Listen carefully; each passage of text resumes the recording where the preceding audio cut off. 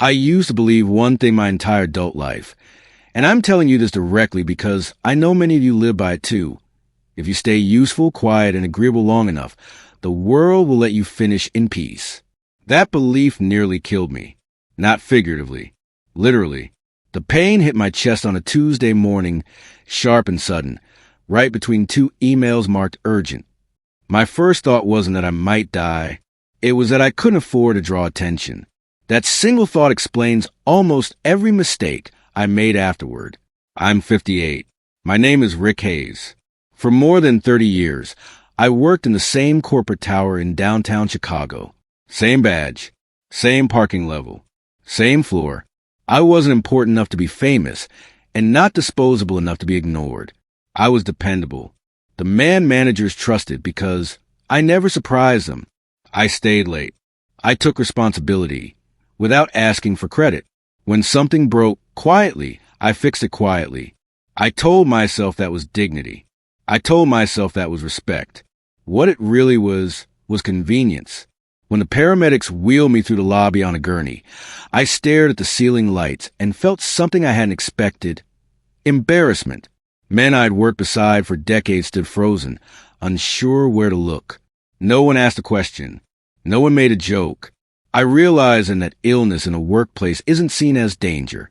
It's seen as disruption. 2 days later, the cardiologist leaned back his chair and said the words, "Pre-infarction warning." He spoke calmly. He said I was lucky. Then he said something else that stuck with me. "Your body has been compensating for years." He told me to slow down, to stay home, to rest. I nodded like I always did. I opened my laptop before I even left the hospital. I went back to work 3 days later. Too early. I knew it. But fear doesn't always look like panic. Sometimes it looks like a pressed shirt, careful breathing, and a man pretending he's fine, because being fine has always been his job. That's when it happened. A quarterly summary.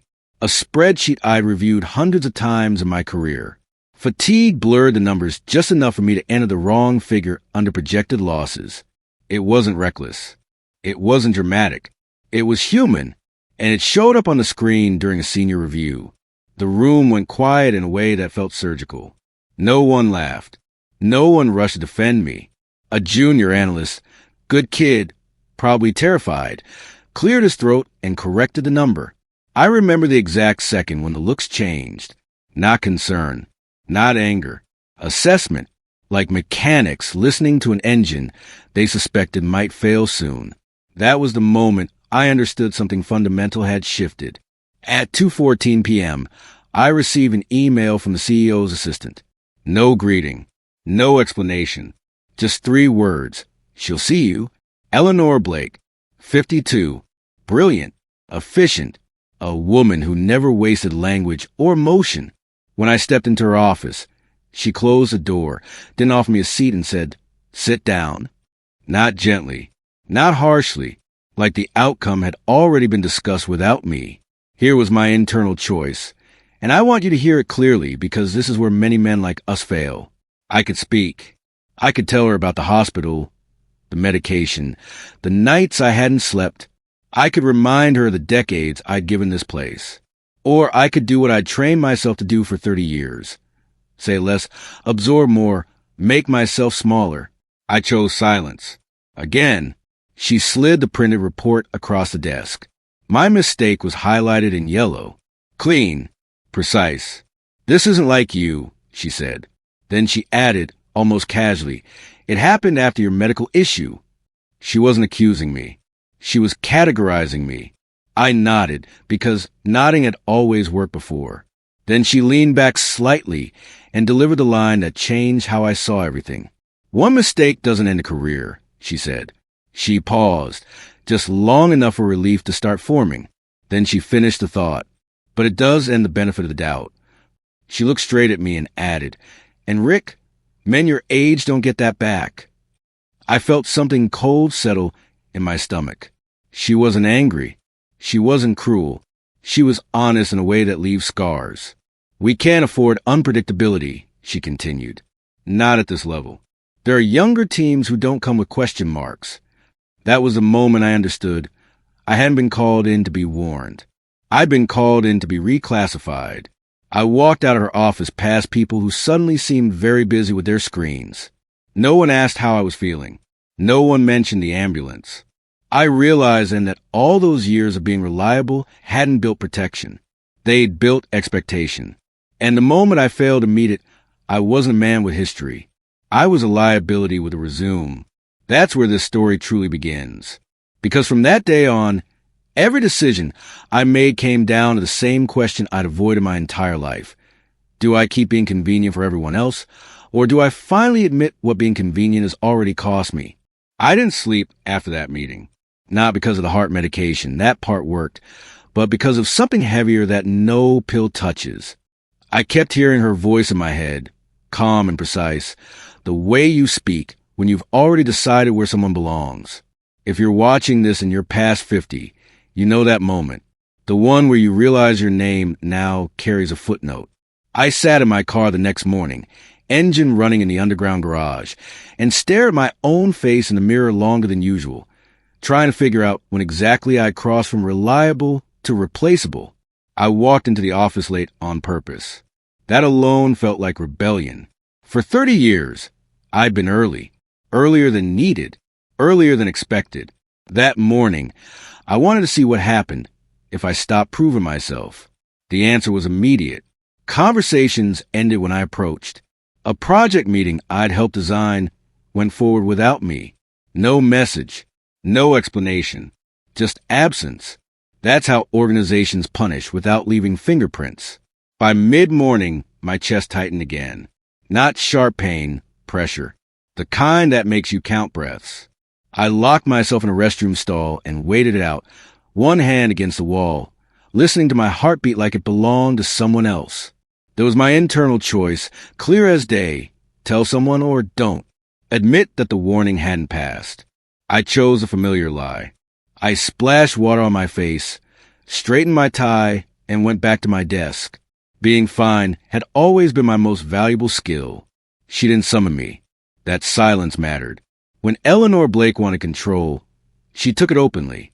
That day, she let the system work instead. It was almost 3 when my phone buzzed. A text, not from her assistant. From her. Parking level B. 5 minutes. No greeting. No context. My stomach dropped anyway. She stood beside her car when I arrived, jacket over one arm, tablet in hand. No office. No audience. Just concrete walls and fluorescent light. She didn't look up at first. You shouldn't be here yet, she said. Not concern. Evaluation. I told her I felt fine. That I didn't want special treatment. The words came out automatically, like I'd rehearsed them my whole life. She finally looked at me then. That's exactly the issue, she said. You never asked for margin. She told me she reviewed my entire record, not just performance, but patterns. Who fixed what? Who absorbed pressure? Who stayed silent? You spent decades carrying risk so others didn't have to, she said. That made you indispensable. It also made you unreadable. And unreadable people scare boards. Here was my next choice. I could thank her and retreat behind professionalism, or I could say something dangerous. I told her I was exhausted. Not weak, exhausted. I told her I didn't know how to stop being useful without becoming irrelevant. The word surprised both of us. She was quiet for a moment. Then she told me about her father. 59. Similar role. Same refusal to slow down. Died at his desk while his team waited for a meeting to start. I don't confuse loyalty with longevity, she said, but the board does. And Michael certainly does. She didn't say his last name. She didn't need to. Envy doesn't announce itself. It watches. Nothing was resolved when she left. No promises. No reassurance. Just a sense that I'd crossed another invisible line by speaking honestly. I stood there alone, listening to my heart settle, wondering if silence had protected me longer than truth ever could. The real shift came at 6:12 p.m. An automated calendar invite appeared on my screen. Title, Operational Risk Review. Host, Michael. Attendees, everyone from my division. My name wasn't there.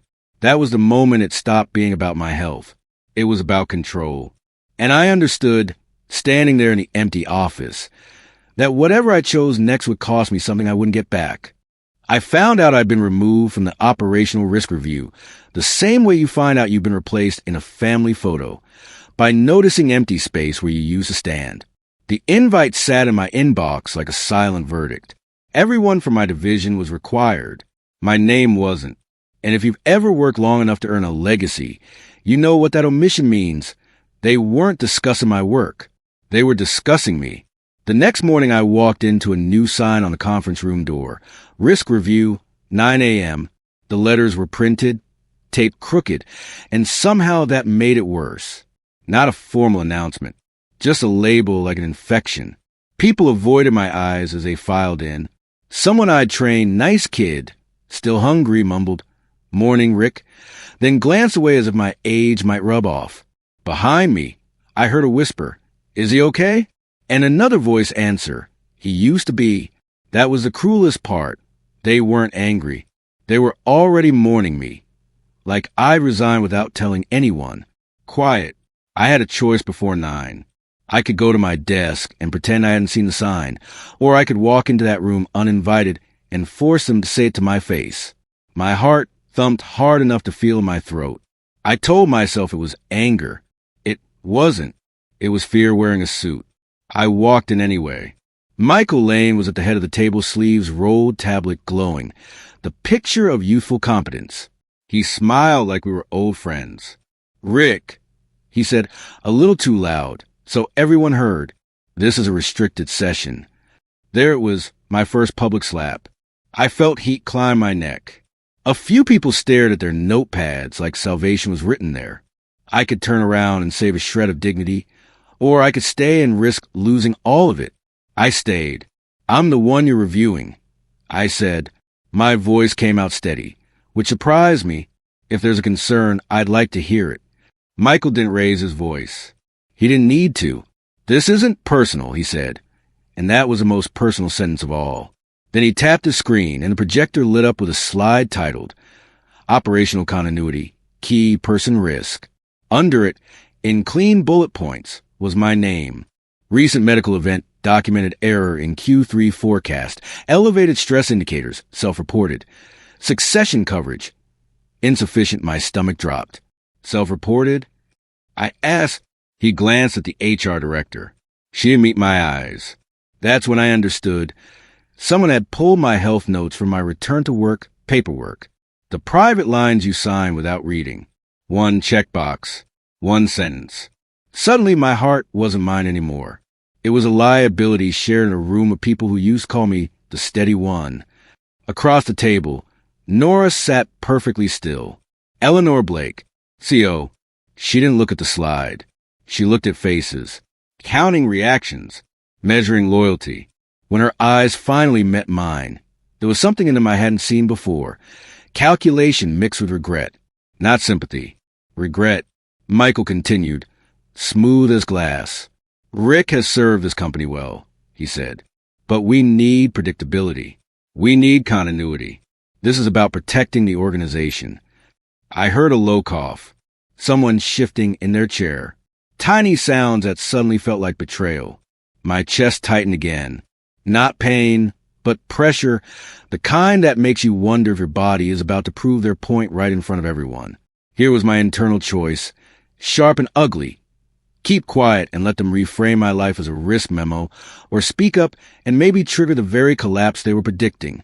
I swallowed, took one slow breath, and chose to speak. You want predictability? I said, then tell the truth. I've been your predictability for 3 decades. When systems failed, I stayed. When other people made mistakes, I fixed them quietly so their careers survived. That's what you're calling continuity. It was me, working overtime, covering gaps, saying yes. A few heads lifted. The room was listening now. Michael's smile didn't move. And now, he said, you can't. It was a clean knife. He didn't insult me. He reduced me. The worst part? Some of them agreed, not because they hated me, but because they were scared. Scared of being the next older man with a file. Nora finally spoke. Michael, she said softly, what's your recommendation? He clicked again. New slide. Interim realignment. My role, stripped down to senior advisor. My team reassigned. A new lead listed, his protege, 32, bright, inexpensive. My vision narrowed. I imagined walking past my old desk while a younger man sat in my chair, using my processes, my language, my relationships. I thought of going home and telling my wife, then remembered I didn't have one, just an empty apartment and a shelf of plaques no one reads. I looked at Nora, and for the first time I let myself ask a dangerous question. Did you know this was coming? Silence. That silence was an answer. Nora's voice was quiet when it returned. I knew there was pressure, she said. I didn't know it would be presented like this. Michael lifted a hand, polite. With respect, Eleanor, the board expects action. The company cannot be held hostage by one person's health. One person. 30 years became one person. My heart gave a hard, uneven beat, enough to make me grip the table edge. Someone noticed. I saw it in the HR director's face. The quick flicker of alarm. If I collapsed, Michael would win in real time. So I made my decision. Not heroic, not dramatic, just necessary. I won't give you the satisfaction. I said, if you want to reassign my team, do it. But put my name on the record correctly. Say what this is, not continuity replacement. Michael's eyes sharpened. Careful, he murmured, low enough for only me to hear. Don't turn a health issue into a lawsuit. There was my next hook. The threat wasn't my job anymore. It was my reputation. Nora stood. That's enough, she said, and the room quieted. She didn't protect me. She didn't attack Michael. She did something colder. She postponed the vote. We'll reconvene, she said. I want a separate discussion with the board.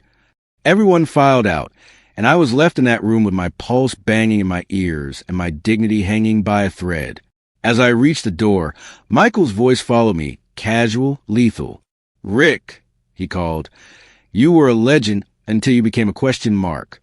I didn't turn around. I couldn't, because if I did, they'd see what it feels like when a man realizes his entire life has been reduced to a single line on a slide. And I knew it was only beginning again. The first time I badged and opened a glass door, I stood there like a man trying to remember his own name. One red blink, a soft beep, nothing. People flowed around me with coffee cups and lanyards, pretending not to notice. If you've ever been quietly moved out of the center of your own life, you know how humiliating a tiny electronic sound can be.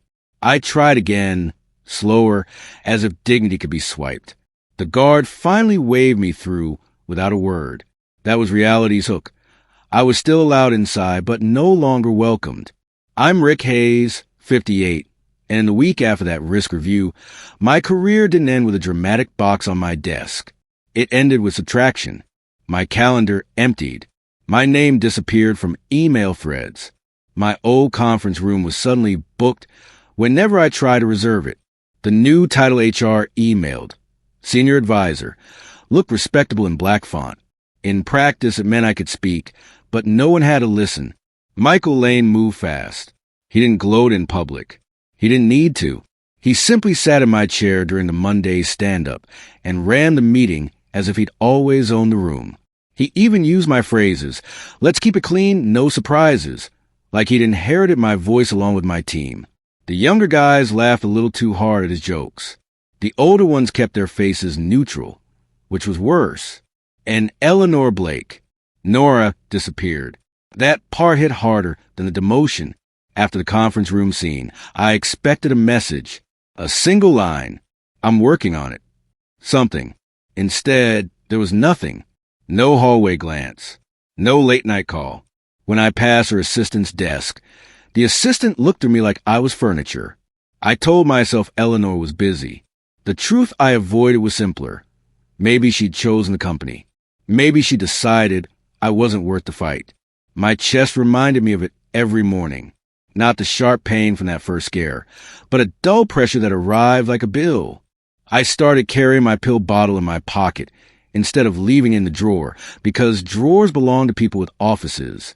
I stopped taking the stairs because I couldn't stand the way my breath sounded when it got loud. And if you've ever hidden a limp, a cough, a tremor, just to keep being the strong one, you know the exhaustion isn't only physical, it's the performance. On Wednesday, HR scheduled a check-in. That's what they called it. I walked into a small room with a plastic plant and a pitcher of water and sat across from a woman half my age who spoke softly, like I might shatter. She asked if I was adjusting. She asked if I understood the business necessity of the changes. She slid a paper toward me, an acknowledgement of my new role, my reduced access, my limitations. At the bottom was a line about medical disclosure and ongoing fitness for duty. Here was my internal choice, uglier than any decision I'd made in years. Sign and stay, or refuse and become a problem. I could protect my pride and lose my paycheck. Or I could swallow it, keep insurance, keep stability, keep being convenient. I signed. When I left that room, I felt something inside me shift. Not relief, something like grief. Because once you sign a document like that, you can't pretend you're still the same man. You've agreed in ink that you are now a risk to be managed. That evening I went home to my apartment and stood in the kitchen without turning on the lights. The city outside my window looked beautiful and indifferent. I thought about calling my sister. I didn't. Pride is a quiet prison, and I've been building it for decades. The next morning, I saw Eleanor for the first time all week. She came out of the elevator with 2 board members, smiling the way CEOs smile when they're holding a knife behind their back. When her eyes met mine, she didn't smile. She didn't look away either. She held my gaze for half a second, just long enough to say, without words, "Not here, not now." Then she walked past me like I was part of the wall. That was my false ending. In that moment, I believed it was over, not just my role. Whatever thread had existed between us, the rare sense that someone finally saw me, felt cut. I went back to my desk, opened a blank document, and typed a resignation letter. Nothing poetic, just facts. 33 years. Gratitude. Health. Transition. The kind of letter a man writes when he wants to leave without making anyone uncomfortable. I hovered over the send button for a long time. Then my phone buzzed. A single message from an unknown number. Don't send it. Roof access. 9:10. I looked at the time. 9:06. My heart kicked once, hard enough to make me grip the desk. I could ignore it and protect myself from another disappointment. Or I could go upstairs and risk hearing the words I least wanted. "I'm sorry, Rick. There's nothing I can do." I took the stairs anyway, slowly, counting breaths like steps. The roof door creaked open on the cold wind and a view of Chicago that made you feel small. Eleanor was there, alone, coat pulled tight, hair pinned back like she'd done in a hurry. No board members. No assistant. No stage.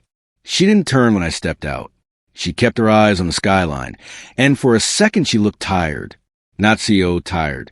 Human tired. "You wrote a resignation," she said. Not a question. I froze. "How would you?" I had to know who he was targeting, she cut in softly. "So I let him think I was letting you go." There it was. The hidden motive. Not romance. Strategy. A controlled loss to prevent a bigger one. She finally faced me. "Michael isn't trying to replace you," she said. "He's trying to prove to the board that I can be pushed. You're just a lever." Her voice stayed calm, but her hands were tight in her pockets. "If I defended you publicly after the slide deck, he'd use it. He'd say I'm sentimental. He'd say I'm compromised. And then he'd come for you again, harder, and for me." I felt anger rise, then something more complicated. "So you let them take my team." "I let them change your title," she said. "I didn't let them take your relationships." She stepped closer, not touching me, just lowering her voice against the wind. "I've been calling clients myself. Quietly, correcting the narrative, telling them you're still the reason things work here." I wanted to believe her. I also wanted to hate her for the week of silence. And that was my choice now. Hold on to the wound, or accept the reality of power, how it forces people to do cruel things with clean hands. "I can't be your secret project," I said. Her eyes didn't flinch. "You're not," she answered. "You're a man who's been used because you were easy to use. And I'm telling you, for the first time, to stop making it easy." The wind snapped my jacket. My chest tightened, then eased like my body was listening. I thought of the signature on that HR paper. I thought of the resignation letter waiting in drafts. I thought of Michael's smile. Eleanor looked straight at me and said the sentence that landed harder than any board slide. "If you leave now, he wins twice, once with your job and once with your name." I didn't send the resignation. But standing there on that roof, I understood something that shifted the ground under my feet. Staying wouldn't save me. It would cost me, and the price wasn't money. It was the last comfortable lie I'd ever lived. I woke up before the alarm on the morning everything finally settled. Not because I was anxious, but because my body had decided it no longer trusted sleep. When you reach my age, your heart becomes an honest clock. It doesn't care about schedules or titles. It just tells you when something matters. I lay there staring at the ceiling of my apartment, listening to that steady, uneven rhythm, and I realized this was the first day in weeks I didn't feel like running or hiding. That scared me more than the risk reviews ever had. I'm talking to you directly now, because this is the part most men never say out loud. We think the final battle is public. Some meeting, some verdict, some win or loss everyone can see. It isn't. The real ending happens quietly, alone, when you decide who you're willing to be once the applause and the fear are gone. The board meeting was scheduled for 10 a.m. Eleanor hadn't invited me. That was intentional. Michael hadn't either. That was expected. I spent the early hours doing something I'd avoided my entire career. Nothing. No email corrections. No contingency plans.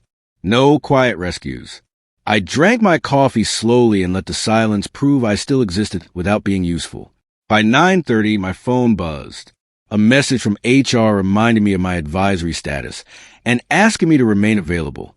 Remain available. I smiled at that.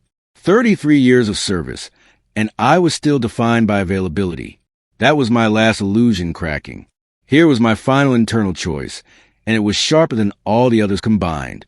I could stay accessible, hover by the phone, hope Eleanor fought for me behind closed doors. Or I could step back and accept that whatever happened next would happen without my fingerprints on it. One option preserved control. The other preserved dignity. I put the phone face down. Around noon, Eleanor called. Not a text. A call. That alone told me something had shifted. Her voice was steady, but stripped of its usual armor. "They approved the realignment," she said. "Your title stays. Your scope doesn't expand. Michael's position is stabilized." Stabilized, I repeated. "He didn't win everything," she said carefully, "but he didn't lose. Neither did I." And that was the point. There was no victory parade waiting for me. No apology tour. Just the reality we'd been circling for weeks.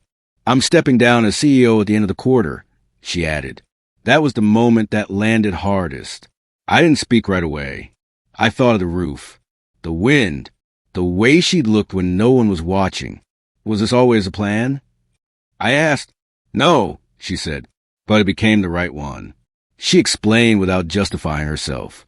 The board wanted predictability. They wanted someone younger, louder, easier to market. Michael would stay. Another executive would rise. Eleanor would leave with her reputation intact, which in our world is the closest thing to survival. "You could come with me," she said, not as a promise. As an option, advisory role, different pace, different rules. There it was, the almost ending, the version where I traded one quiet corner for another and told myself I'd chosen peace. I pictured it clearly. New badge, new office, same habits, same reflex to absorb pressure, same slow erosion, just under a different logo. "No," I said. She didn't argue. She didn't sound surprised. "Why?" "Because if I keep following other people's exits," I answered, "I'll never know which parts of my life were mine." That was the most honest sentence I'd spoken in decades. We didn't talk long after that. No dramatic goodbye. No sentimentality. Two adults acknowledging a shared moment that didn't turn into a shared future. That mattered. Romance doesn't always mean continuation. Sometimes it means recognition. When I hung up, my heart skipped once, hard enough to make me sit down. I waited for it to settle and realized something had changed. The fear wasn't gone, but it wasn't in charge anymore. I returned to the office the following week. Same building, same desk, smaller influence, less noise. People were polite again, which told me everything I needed to know. Michael passed me in the hallway one morning and nodded, not friendly, not hostile, neutral. That was his victory and his limit. I did my work. Then, for the first time in my career, I stopped before it consumed me. I left on time. I declined a meeting that didn't need me. I corrected one mistake publicly instead of fixing it quietly. It felt wrong. It also felt honest. Here's the ending most stories avoid. I didn't reclaim my status. I didn't prove anyone wrong. I didn't become indispensable again. What I did was accept the scar, the knowledge that being convenient had cost me more than being replaced ever could. If you're watching this and you're my age, maybe a little older, maybe a little tired, I want you to hear this part clearly. The system will always find someone younger. Health will always interrupt your plans. Titles will never love you back. But the moment you stop confusing usefulness with worth, something steadier takes its place. I'm still here, not as a legend, not as a warning, just as a man who finally chose not to disappear quietly. And that, for me, was the only ending that felt like mine.